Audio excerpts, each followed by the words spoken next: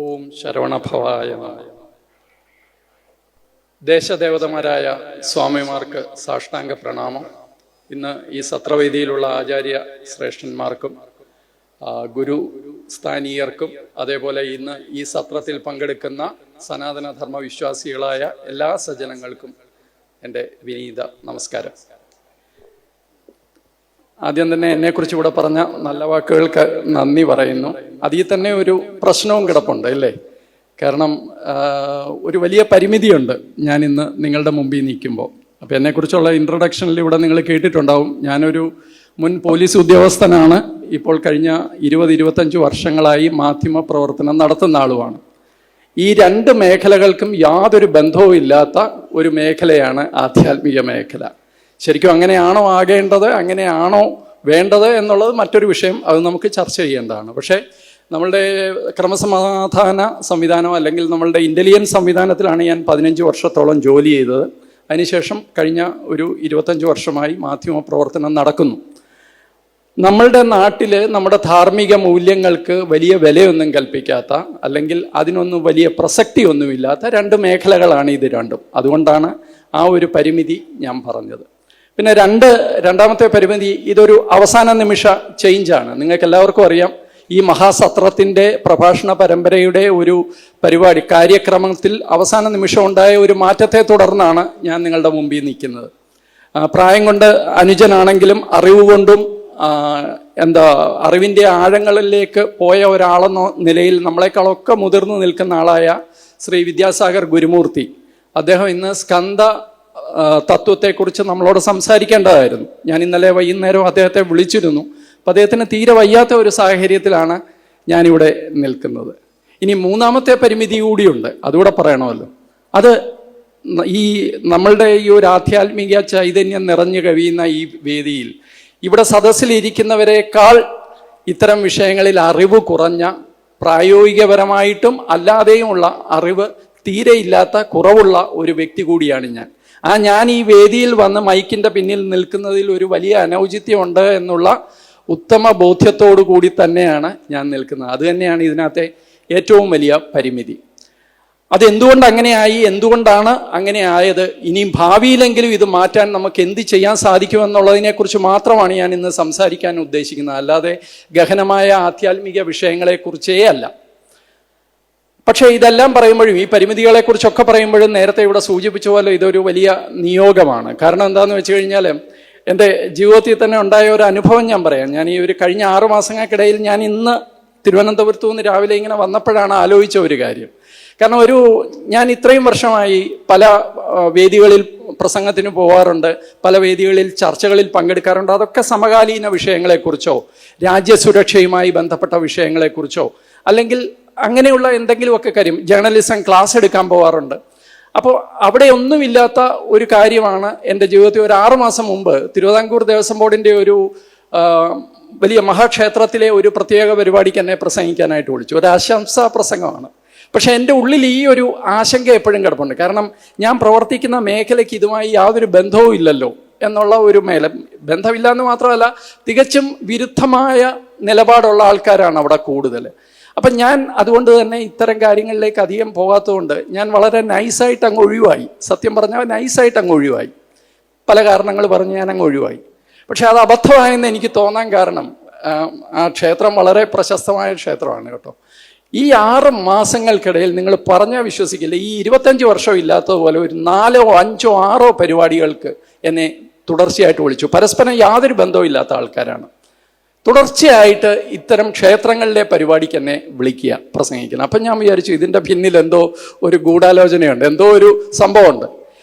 തുമ്പമൺ ക്ഷേത്രത്തിലെ ഈ സത്രം വന്നപ്പോൾ ഇതിൻ്റെ തുടക്കം മുതലുള്ള ചർച്ചയിൽ നമ്മളുടെ തത്വമയിയാണ് ഇന്ന് ആ സ്ഥാപനത്തിൻ്റെ കാര്യങ്ങൾ നോക്കുന്നത് ഞാനാണ്. അപ്പോൾ ആ സ്ഥാപനവും ഇവിടെ ലൈവ് ചെയ്യുന്നു. അപ്പോൾ അതുകൊണ്ട് തന്നെ ഈ ക്ഷേത്രവുമായി ഇതിൻ്റെ സത്രത്തിൻ്റെ സംഘാടക സമിതിയുമായിട്ടൊക്കെ ഞാൻ തുടക്കം മുതൽ തന്നെ ഈ വിഷയം സംസാരിച്ചിരുന്നു. സത്രത്തെക്കുറിച്ച് ഞാൻ 1-2 പ്രാവശ്യം വരികയും ചെയ്തിരുന്നു. പക്ഷെ അപ്പോഴൊന്നും തന്നെ ഞാൻ ഈ വേദിയിൽ വരുന്നതോ പ്രസംഗിക്കുന്നതോ എൻ്റെ മനസ്സിലും ഇല്ലായിരുന്നു, അവരുടെ മനസ്സിലും ഇല്ലായിരുന്നു. പക്ഷേ നിങ്ങൾ നോക്കുക, നേരെ ഇവിടെ വന്ന് ചാടുകയും ഇന്നിപ്പോൾ ഞാൻ നിങ്ങളെ അഭിസംബോധന ചെയ്യുകയും ചെയ്യുന്നു. അപ്പോൾ അതുകൊണ്ട് തന്നെയാണ് ഇത് നിയോഗം എന്ന് പറഞ്ഞത്. ഇവിടെ സൂചിപ്പിച്ചതുപോലെ എൻ്റെ കുടുംബം ചെങ്ങന്നൂരാണ്. അപ്പോൾ ഞങ്ങളുടെ അമ്മയുടെ മൂല കുടുംബം ഈ ക്ഷേത്രവുമായി ബന്ധപ്പെട്ടിട്ടുണ്ടെന്നാണ് നമ്മൾ പറഞ്ഞു കേട്ടിട്ടുള്ളത്. നമ്മളുടെ ഏറ്റവും വലിയ പരിമിതി എന്താണെന്ന് നിങ്ങൾക്ക് എല്ലാവർക്കും അറിയാം. നമുക്കൊക്കെ ഈ വാമൊഴിയായിട്ട് കിട്ടുന്ന ചരിത്രവും അറിവുകളും മാത്രമേ ഉള്ളൂ. ഒരമ്മൂമ്മ മകളോട് പറയും, മകള് മകളുടെ മകളോട് പറയും. ഈ പറയുന്നതിനിടയ്ക്ക് എന്തെങ്കിലുമൊക്കെ ഭാവനകൾ കയറി വരും, അല്ലെങ്കിൽ ചരിത്രവിരുദ്ധമായ വസ്തുതകൾ കയറി വരും. പക്ഷേ ഇങ്ങനെ പറഞ്ഞു കിട്ടുന്നതല്ലാതെ, അല്ലെങ്കിൽ രാജാക്കന്മാരുടെ സ്തുതിപാഠകര് എഴുതി വെച്ച കുറേ ചരിത്രമല്ലാതെ നമുക്ക് ചരിത്രമില്ലാതെ പോയി. അതൊരു നമ്മളുടെ വലിയ പരിമിതിയാണ്, വലിയ പരിമിതിയാണ്. ആ സ്പേസിലേക്കാണ് ഈ ഇംഗ്ലീഷ് ഭരണകാലത്ത്, ബ്രിട്ടീഷ് ഭരണകാലത്ത് തികച്ചും ഇന്ത്യ വിരുദ്ധരായ, ഹിന്ദു വിരുദ്ധരായ, സനാതന ധർമ്മ വിരുദ്ധരായ ചരിത്രകാരന്മാർക്ക് കയറാൻ സ്പേസ് കിട്ടിയത്. അതിൻ്റെ തിക്തഫലങ്ങളാണ് ഇന്ന് നമ്മളുടെ രാജ്യവും നമ്മളുടെ സമൂഹവും അനുഭവിക്കുന്നത്.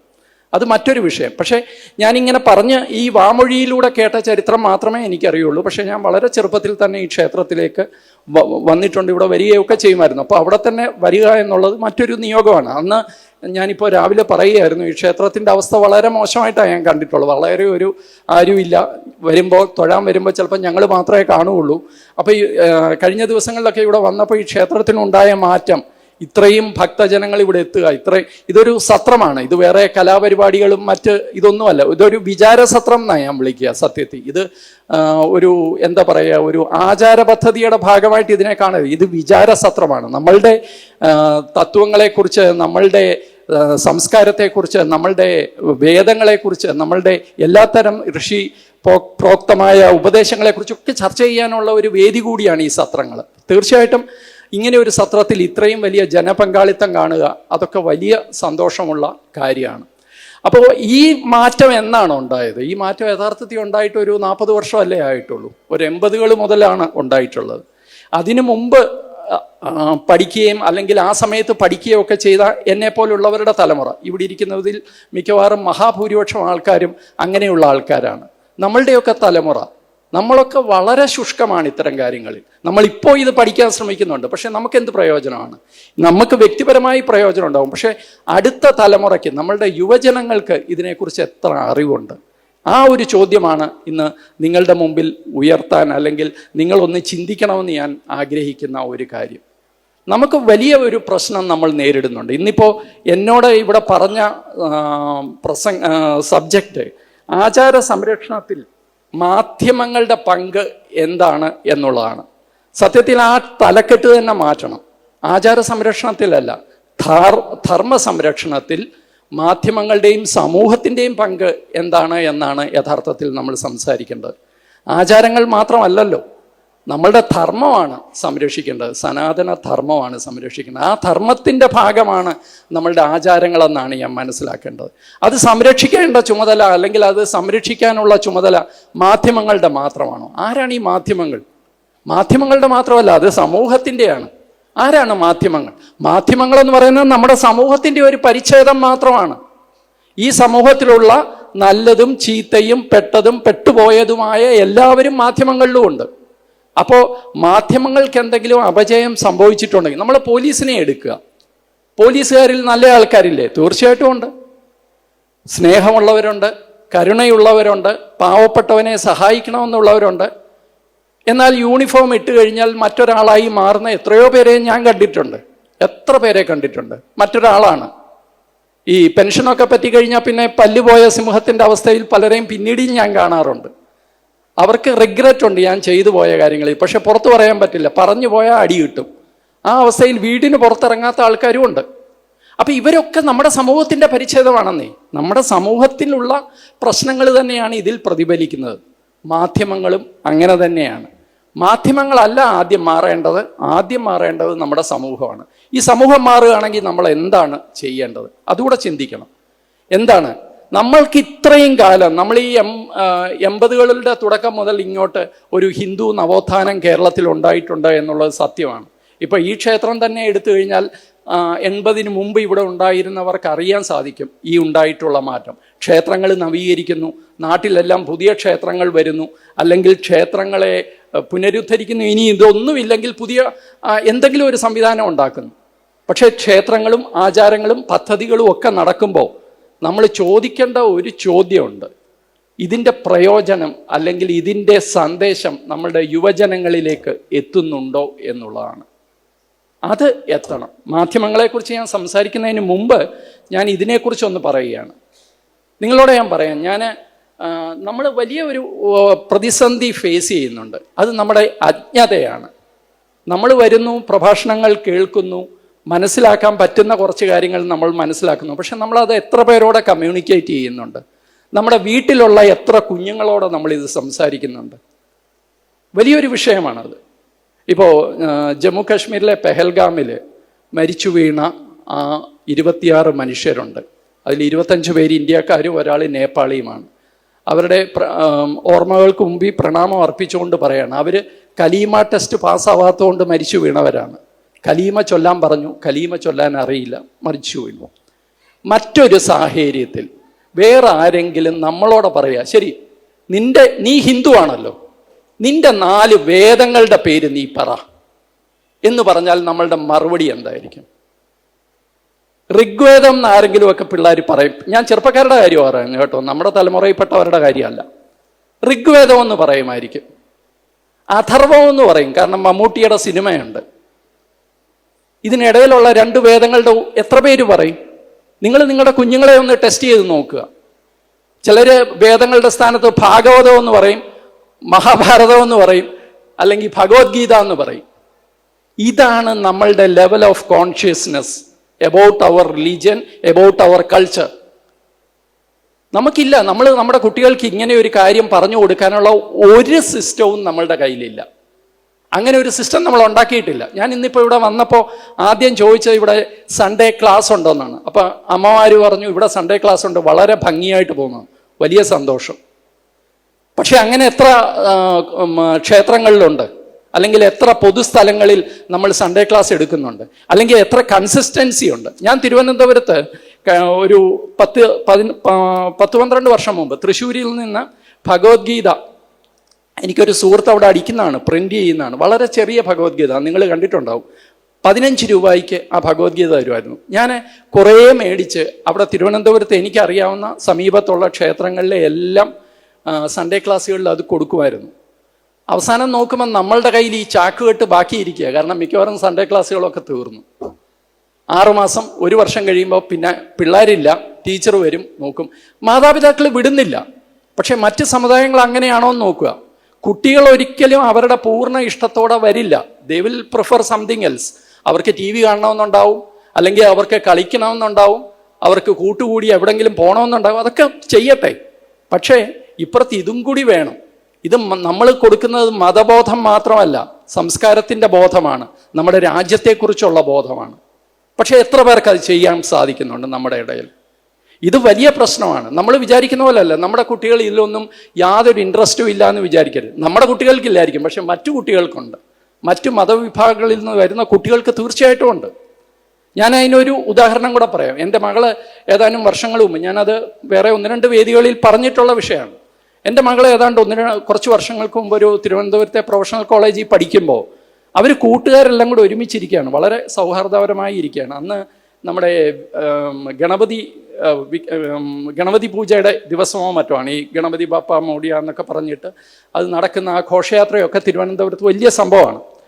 അപ്പോൾ വിനായക ചതുർത്ഥി ആ ദിവസം ഇവർ കൂട്ടുകാരെ ഒരുമിച്ചിരിക്കുമ്പോൾ ഒരു പയ്യൻ, അയാൾ ഹിന്ദു അല്ല, അയാൾ വളരെ ശാന്തമായിട്ട് ഇവരോട് ചോദിക്കുകയാണ്, നിങ്ങൾ ഈ ഗണപതി എന്ന് പറഞ്ഞ ആ രൂപത്തെ എന്താണ് നിങ്ങൾ ഈ ആരാധിക്കുന്നത്? എന്തൊരു വൃത്തികെട്ട രൂപമാണത്. ഈ ആനയുടെ തല, വലിയ വയറ്, അത് എന്തൊരു ഡിസ്റ്റോർട്ടഡായ രൂപമാണത്. Is it some sort of satanic worship or something എന്നാണ് പുള്ളി ചോദിച്ചത്. ചെറുപ്പക്കാരനാ, പയ്യൻ, നിഷ്കളങ്കമായിട്ട് ചോദിച്ചത്. Is it some sort of satanic worship? ഇത് സാത്താനെയാണോ നിങ്ങൾ പൂജിക്കുന്നതെന്നാണ് ഈ ചോദിക്കുന്നത്. ഒന്ന് ആലോചിച്ച് നോക്കിയേ. അപ്പം നമ്മൾ നമ്മുടെ കുഞ്ഞിനെ അങ്ങനെ അല്ല വളർത്തിയത് കൊണ്ട് അവൾ കുറച്ചുകൂടി എന്താ പറയുക, സമരോത്സുകമായ മറുപടി കൊടുക്കാൻ കെൽപ്പുള്ള ആളായതുകൊണ്ട് അവൾ ചാടി എഴുന്നേറ്റ് അതിന് കൃത്യമായി മറുപടി കൊടുത്തു. വലിയ പ്രശ്നമായി അതാണ്. പക്ഷെ അതല്ല ഞാൻ പറയുന്നത്. പക്ഷെ വീട്ടിൽ വന്ന് ഇത് പറഞ്ഞു കഴിഞ്ഞപ്പോൾ അവൾ എന്നോട് ചോദിച്ച ഒരു ചോദ്യമാണ് എൻ്റെ മനസ്സിലുണ്ടായിരുന്നത്. അച്ഛാ, ഞാനിപ്പോൾ അവിടെ ഇല്ലായിരുന്നെങ്കിൽ എന്ത് സംഭവിക്കുമായിരുന്നു? 100% ഉറപ്പാണ് ഒരു 6 or 7 ഹിന്ദു കുട്ടികൾ അതിലുണ്ട്. അതിലൊരു 4 പേരെങ്കിലും പറയും എനിക്കിതിലൊന്നും വിശ്വാസമില്ലെന്നേ. അതൊക്കെ എന്തെങ്കിലുമൊക്കെ ആയിട്ട്. കാരണം നമുക്ക് ഉത്തരം പറയാൻ നമ്മുടെ കയ്യിലും ഒന്നുമില്ല. ഉത്തരം പറയാൻ നമ്മുടെ കയ്യിൽ ഒന്നുമില്ല. അപ്പോൾ പറയും എനിക്കും ഇത് തന്നെയാണ് ചിന്ത, എനിക്കും ഇതിലൊന്നും വിശ്വാസമില്ല. വേണമെങ്കിൽ ബാക്കി ഒരു 3 പേര് അപ്പുറത്തേക്ക് പോവുകയും ചെയ്യും. നീ പറയുന്നതാണ് ശരിയെന്ന് പറയും. ഇതാണ് നമ്മുടെ അവസ്ഥ. നമ്മുടെ പ്രൊഫഷണൽ കോളേജുകളിൽ ഈ അടുത്ത സമയത്ത് നടന്ന ഒരു കാര്യമാണ് ഞാൻ ഈ പറയുന്നത്. ഒന്ന് ആലോചിച്ച് നോക്കി. ഇതാണ് അവസ്ഥ. എന്തുകൊണ്ടാണ് ഈ അവസ്ഥ ഉണ്ടാകുന്നത്? കാരണം നമ്മുടെ കാര്യങ്ങൾ നമ്മുടെ കുഞ്ഞുങ്ങൾക്ക്, പുതുതലമുറയ്ക്ക് പറഞ്ഞു കൊടുക്കാൻ ഒരു സംവിധാനം നമ്മുടെ കയ്യിലില്ല. നമ്മുടെ കയ്യിലുള്ളത് വലിയൊരു നിധിശേഖരമാണ്. ഒരു രാജ്യത്തിൻ്റെ, ഒരു സംസ്കാരത്തിൻ്റെ, ഒരു ചരിത്രത്തിൻ്റെ, ഒരു ജീവിത വീക്ഷണത്തിൻ്റെ, ജീവിത ആചാരങ്ങളുടെ, വൈവിധ്യങ്ങളുടെ, നിറങ്ങളുടെ ഒരു വലിയ സഞ്ചയമാണ് നമ്മളുടെ കയ്യിലുള്ളത്. പക്ഷെ ആ സഞ്ചയത്തിൻ്റെ നിറക്കൂട്ട് പോയിട്ട് അതിൻ്റെ സത്ത പോലും നമ്മളുടെ പുതിയ തലമുറയ്ക്ക് പറഞ്ഞു കൊടുക്കാൻ നമ്മളുടെ കയ്യിലൊന്നുമില്ല. നമ്മുടെ കയ്യിലൊരു പദ്ധതിയില്ല. ആരെങ്കിലും അവനവന് ഇഷ്ടമനുസരിച്ച് പറഞ്ഞു കൊടുക്കും. അല്ലെങ്കിൽ ക്ഷേത്രത്തിൽ വന്ന് ദീപാരാധന തൊഴുക, ഉത്സവം കൂടുക എന്നുള്ളതാണ് നമ്മളുടെ ഏറ്റവും അൾട്ടിമേറ്റ് ഇതെന്ന് നമുക്ക് പറഞ്ഞു തരും. പക്ഷെ ചെറുപ്പത്തിൽ നമ്മളോട് ആരെങ്കിലും അല്ലാതെ പറഞ്ഞിട്ടുണ്ടെങ്കിൽ അതൊരു ഒരു ഒരു നമ്മുടെ ഉള്ളിൽ അത് കിടക്കും. എനിക്ക് തന്നെ അറിയാം. ഞാൻ ചെങ്ങന്നൂർ മഹാദേവ ക്ഷേത്രത്തിൻ്റെ മുമ്പിൽ ജനിച്ചു വളർന്ന ആളാണ്. അന്ന് ഈ അമ്പലത്തിൽ ഉത്സവം നടക്കുമ്പോൾ അന്ന് അവിടുത്തെ ഒരു വളരെ മുതിർന്ന ഒരു തിരുമേനി, അദ്ദേഹം ഇന്നില്ല, അദ്ദേഹം എൻ്റെ അടുക്ക പറഞ്ഞ ഇപ്പോഴും എൻ്റെ മനസ്സിൽ കിടപ്പുണ്ട്. ഈ കാണുന്ന ബഹളങ്ങളൊന്നുമല്ല ഉത്സവത്തിൻ്റെ പ്രധാന ചടങ്ങ്. അകത്ത് നടക്കുന്ന ഉത്സവ ബലിയാണ്.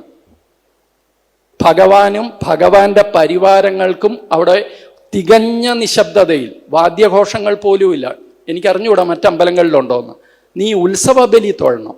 ഉത്സവ ബലി തൊഴാതിരിക്കരുത്.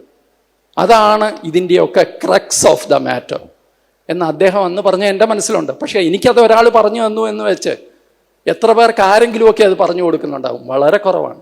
അപ്പം നമ്മുടെ വീക്ഷണം ചുരുങ്ങിപ്പോകുന്നു, നമ്മളുടെ അറിവ് പരിമിതപ്പെടുത്തുന്നു നമ്മൾ തന്നെ. നമുക്കിതിനപ്പുറം ഒന്നും പറഞ്ഞു കൊടുക്കാം. നമ്മുടെ ഉള്ളിൽ എന്തെങ്കിലും ഉണ്ടെങ്കിലല്ലേ നമുക്ക് പറഞ്ഞു കൊടുക്കാൻ പറ്റുള്ളൂ. ഇതുമായി ചേർത്ത് ഒരു കാര്യം കൂടി ഞാൻ പറയാം.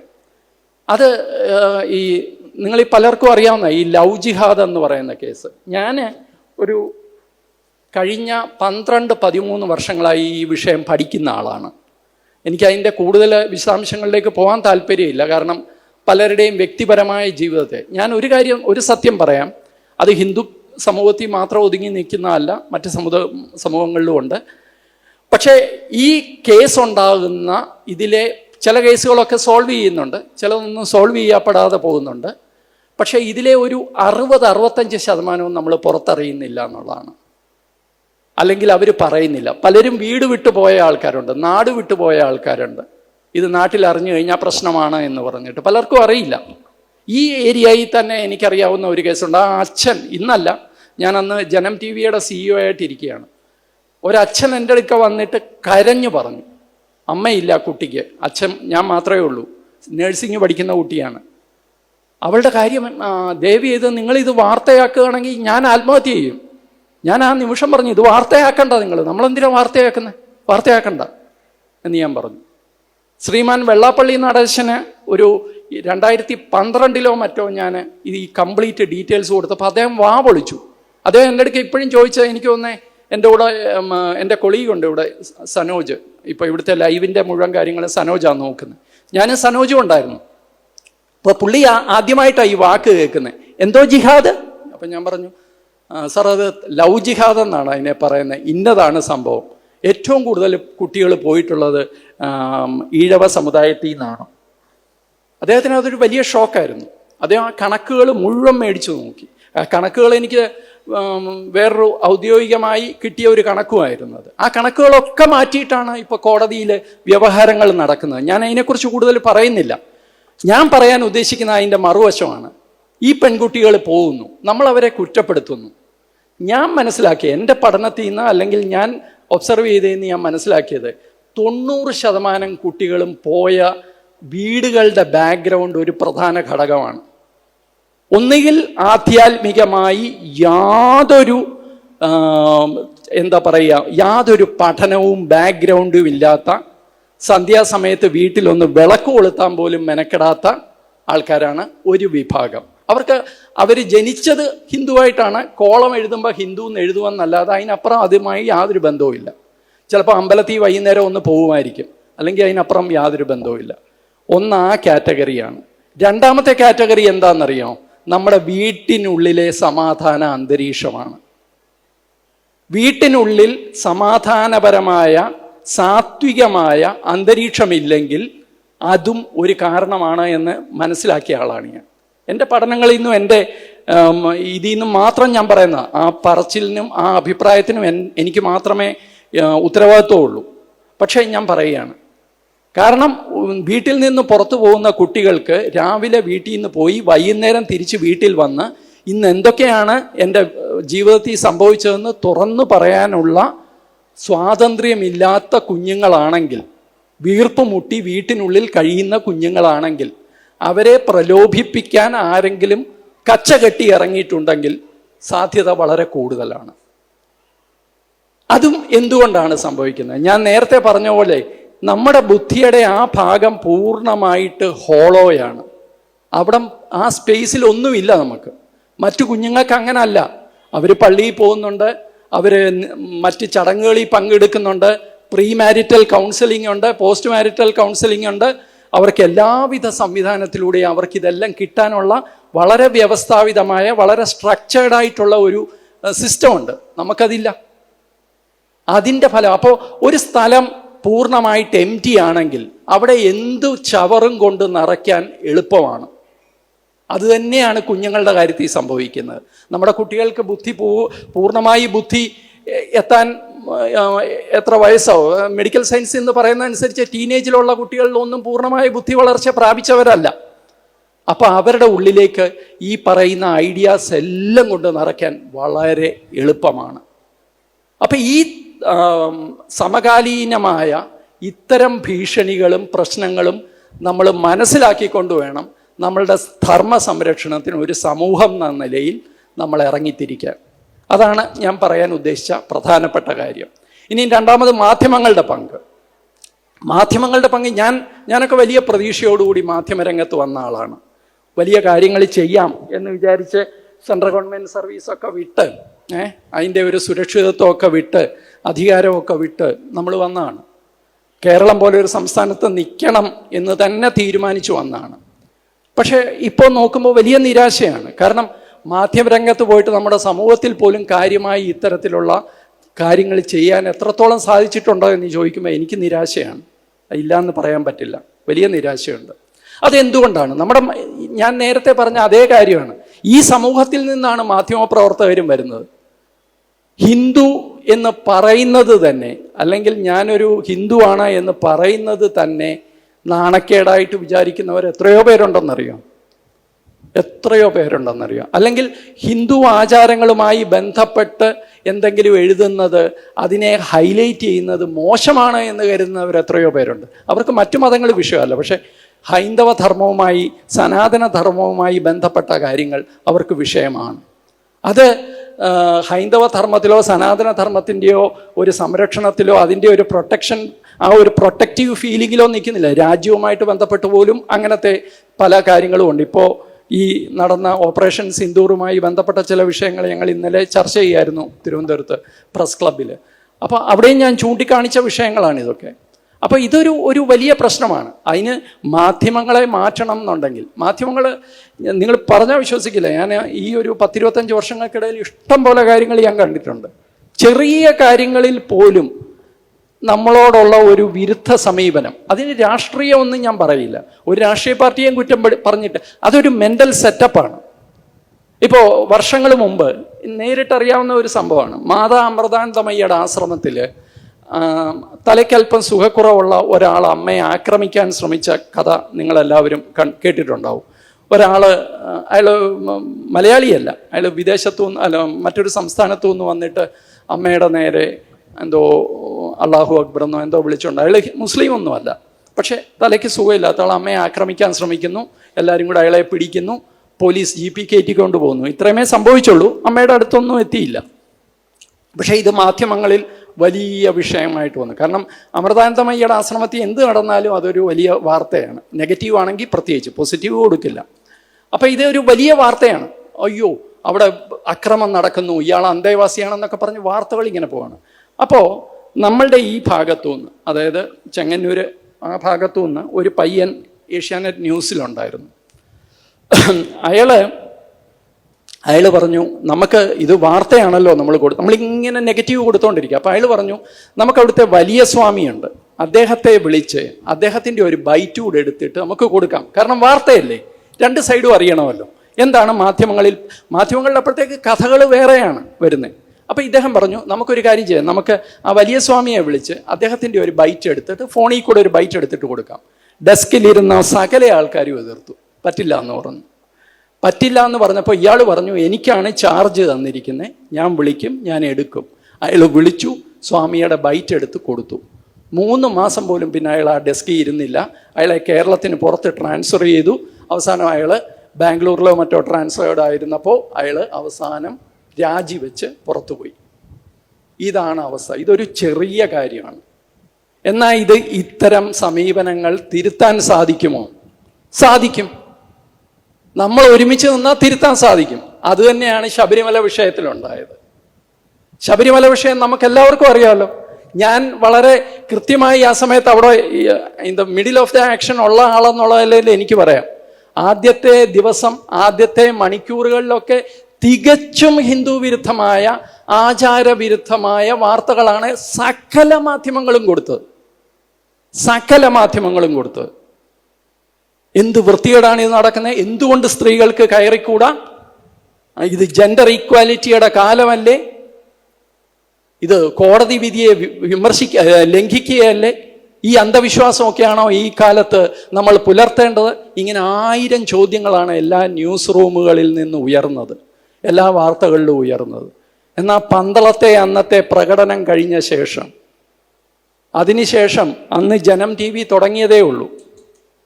ജനം TV നേരെ 2ാം സ്ഥാനത്തേക്ക് കുതിച്ചു കയറി.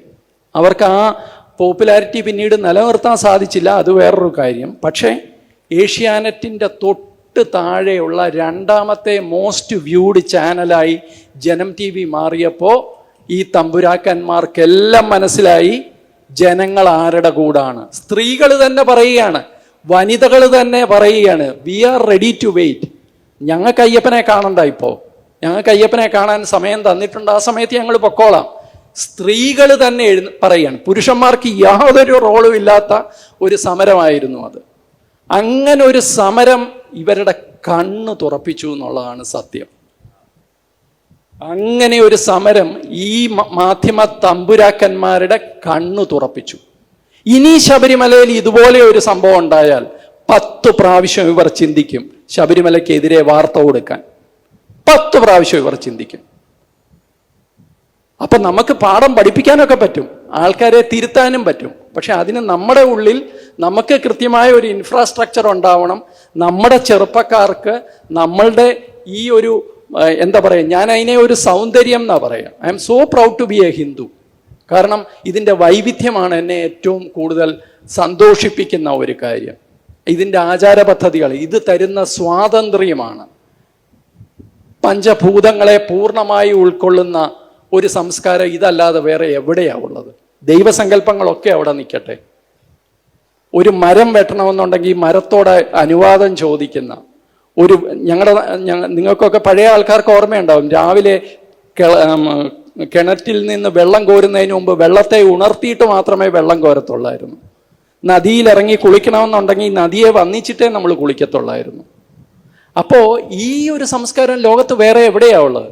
പക്ഷേ ട്രാജഡി ഈസ് ദാറ്റ് നമുക്ക് ഈ സംസ്കാരത്തിൻ്റെ ഒരു അന്തസത്ത നമ്മളുടെ പുതുതലമുറയ്ക്ക് കൊടുക്കാൻ സാധിക്കുന്നില്ല. അതിനൊരു പദ്ധതി കൂടി നമ്മൾ ഉണ്ടാക്കിയേ പറ്റുള്ളൂ. ഇനി 1-2 കാര്യം കൂടെ പറഞ്ഞ് വളരെ പെട്ടെന്ന് ഞാൻ അവസാനിപ്പിക്കാം. ഒന്ന്, ഈ ധർമ്മ സംരക്ഷണം ധർമ്മത്തിൻ്റെ മാത്രം സംരക്ഷണത്തിൽ നിൽക്കുന്ന കാര്യമല്ല, രാജ്യത്തിൻ്റെയും കൂടെ സംരക്ഷണത്തിൽ നിൽക്കുന്ന കാര്യമാണ്. കാരണം ഇത് രണ്ടും ഒരു കോയിൻ, ഒരു നാണയത്തിൻ്റെ ഇരുവശങ്ങളാണ്. ഈ ധർമ്മം, സനാതന ധർമ്മം ഇവിടെ നിലനിന്നാൽ മാത്രമേ ഒരു രാഷ്ട്രം എന്ന നിലയിൽ ഭാരതത്തിന് നിലനിൽപ്പുള്ളൂ. ഈ ഭാരതം എന്ന രാഷ്ട്രം ഇതേപോലെ ഇവിടെ നിന്നാൽ മാത്രമേ സനാതനധർമ്മത്തിനും ഇവിടെ നിലനിൽപ്പുള്ളൂ. നമ്മളത് മനസ്സിലാക്കണം. അതിനെ നശിപ്പിക്കാൻ തന്നെയാണ് ഈ ശ്രമങ്ങൾ മുഴുവൻ നടത്തുന്നത്. അത് ചരിത്രകാരന്മാരായിക്കോട്ടെ, രാഷ്ട്രീയക്കാരായിക്കോട്ടെ, ഇവിടെ സർവേ നടത്തി ഇന്ത്യ മോശമാണെന്ന് പറയുന്ന ഇവിടുത്തെ വലിയ വിദഗ്ധന്മാരായിക്കോട്ടെ, ആരുമായിക്കോട്ടെ, ഇവിടുത്തെ മറ്റ് സാമൂഹിക ആക്ടിവിസ്റ്റുകളെന്ന് പറയുന്നവരായിക്കോട്ടെ, എല്ലാവരും ശ്രമിക്കുന്നത് ഈ രാജ്യത്തിൻ്റെ ഐക്യം തകർക്കാനും നമ്മളെ ഛിന്ന ഭിന്നമാക്കാനുമാണ്. അത് ഇന്നും ഇന്നലെയും തുടങ്ങിയതല്ല, നിങ്ങൾ വിചാരിക്കുന്നത് പോലെയല്ല. ഈ എഴുതുന്ന ഓരോ ആൾക്കാർക്കും അല്ലെങ്കിൽ ഈ പറയുന്ന ഓരോ ആൾക്കാർക്കും വൻതോതിൽ പണം ലഭിക്കുന്നുണ്ട്. ചെറിയ കാര്യമല്ലത്. ഇപ്പോൾ കഴിഞ്ഞ ദിവസം തന്നെ 2 മോദി അനുകൂല വീഡിയോ ഇട്ടപ്പോൾ ഒരു വലിയ സെലിബ്രിറ്റിയായി മാറിയ ഒരു മാധ്യമപ്രവർത്തകനുണ്ട്, ഞാൻ പേര് പറയില്ല. ഈ പെഹൽഗാം ആക്രമണത്തെ തുടർന്ന് ഓപ്പറേഷൻ സിന്ദൂർ തുടങ്ങിയപ്പോൾ അയാൾ ചാടിക്കേറി ഒരു വീഡിയോ ചെയ്തു. ഇന്ത്യക്ക് എവിടെയാണ് പിഴച്ചത്? ഇന്ത്യയുടെ 7 വിമാനങ്ങൾ വീണിരിക്കുന്നു, പാകിസ്ഥാൻ ജയിക്കുകയാണ് എന്നൊക്കെ പറഞ്ഞിട്ട് അയാളുടെ ചാനൽ പൂട്ടിച്ചു. അത് വേറെ കാര്യം. പക്ഷേ എനിക്ക് 100% ഉറപ്പാണ് ഇത് നിഷ്കളങ്കമായി സംഭവിക്കുന്ന കാര്യമല്ല. കഴിഞ്ഞ ദിവസം ഇപ്പം തത്വമയി പോലെ ഒരു ഡിജിറ്റൽ ന്യൂസ് പ്ലാറ്റ്ഫോമാണ് ഇംഗ്ലീഷിലുള്ളത്, ദി വയർ എന്ന് പറയുന്നത്. അത് ഒരു വലിയ സ്ഥാപനമാണ്, പണ്ട് തുടങ്ങിയതാണ്. അത് പൂട്ടിച്ചു കേന്ദ്ര സർക്കാർ. കാരണം അതിൽ ഇരുന്ന് ഒരു വിദഗ്ധൻ പറയാണ്, അതായത് ഇന്ത്യക്കകത്താണ്, ഇന്ത്യയിലെ ഒരു മാധ്യമത്തിലാണ് പറയുന്നത്, I am so happy to inform you that 5 of our jets have been downed. I am so happy, ഞാൻ വളരെ സന്തോഷത്തോടെ പറയട്ടെ, നമ്മുടെ ഒരു 5 വിമാനങ്ങൾ അവന്മാർ അടിച്ച് താഴെ ഇട്ടിട്ടുണ്ടെന്ന്. ഇത് ലോകത്ത് ഏതെങ്കിലും രാജ്യത്ത് നടക്കൂ? ഈ ദേവസേനാപതിയാണല്ലോ സുബ്രഹ്മണ്യ സ്വാമി. അപ്പം ഇവിടെ ഇരുന്നുകൊണ്ട് പറയേണ്ട കാര്യം കൂടിയാണിത്. നമ്മുടെ രാജ്യത്തിന് നിലനിൽപ്പില്ലെങ്കിൽ ഈ ധർമ്മവും ഇല്ല, നമ്മളും ഇല്ല. ഈ രാജ്യമാണ് നിലനിൽക്കേണ്ടത്. ഈ രാജ്യത്തെ നിലനിർത്താൻ ഈ ധർമ്മം നിലനിൽക്കണം, ഈ ധർമ്മത്തെ നിലനിർത്താൻ ഈ രാജ്യവും നിലനിൽക്കണം. പക്ഷെ നമുക്ക് അകത്തും പുറത്തും ആവശ്യത്തിൽ കൂടുതൽ ശത്രുക്കളുണ്ട്. ആ ശത്രുക്കൾ നിതാന്ത ജാഗ്രതയിൽ ഇരുന്നുകൊണ്ട് എവിടൊക്കെ നമുക്കിട്ട് പണിയാൻ പറ്റുമോ അത് ചെയ്യാൻ അവർ ശ്രമിക്കുന്നുണ്ട്. ഈ രാജ്യത്തിനുള്ളിൽ തന്നെ ഇപ്പോൾ ശരിക്കും പറഞ്ഞു കഴിഞ്ഞാൽ ഇതൊരു വലിയ ഓപ്പർച്യൂണിറ്റിയാണ് എന്ന് ഞാൻ പറയും. കാരണം എവിടെയൊക്കെയാണ്, ആരൊക്കെയാണ് നമ്മളുടെ ഉള്ളിലെ ശത്രുക്കളെന്ന് തിരിച്ചറിയാൻ പറ്റുന്ന ഒരു സന്ദർഭം കൂടിയായി വന്നത്. അപ്പോൾ തീർച്ചയായിട്ടും ഈ രാഷ്ട്രത്തിൻ്റെയും നിലനിൽപ്പിൻ്റെ അടിസ്ഥാനം എന്ന് പറയുന്നത് ധർമ്മജാഗരണമാണ്, ധർമ്മത്തെ സംരക്ഷിക്കുക എന്നുള്ളതാണ്.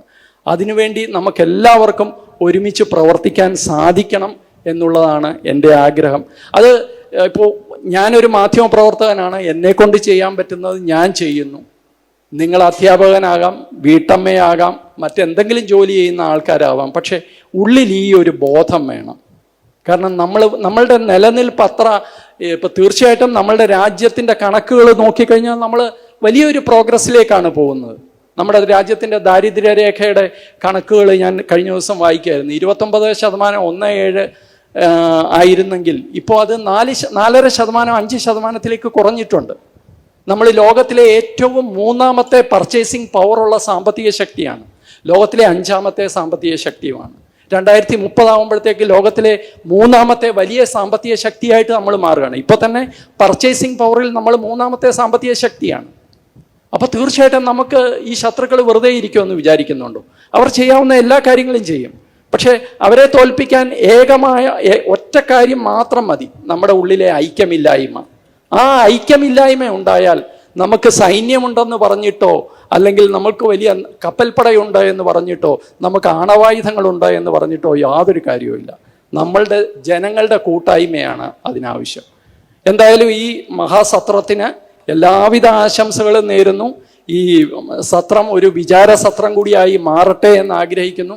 ഇവിടെ സംസാരിക്കുന്ന വിഷയങ്ങളിൽ പറ്റുമെങ്കിൽ വൈകുന്നേരങ്ങളിൽ അന്ന് പങ്കെടുത്തവരെല്ലാവരും കൂടെ ചേർന്നിരുന്ന് പരസ്പരം ഒന്ന് ചർച്ച ചെയ്യാനും സംവദിക്കാനും കൂടി ഒരു സൗകര്യം ഉണ്ടെങ്കിൽ അത് ഇതിൻ്റെ ഒരു പൂർണ്ണതയിലേക്ക് എത്തുമെന്നുള്ള ഒരു വിനീതമായ അഭിപ്രായം കൂടിയുണ്ട്. ഞാൻ എന്തൊക്കെ പറഞ്ഞു എന്ന് എനിക്ക് തന്നെ അറിഞ്ഞുകൂടാ. എന്നെ കേട്ടിരുന്ന നിങ്ങൾക്ക് എല്ലാവർക്കും നന്ദി. ഓം ശരവണ ഭവായ നമഃ.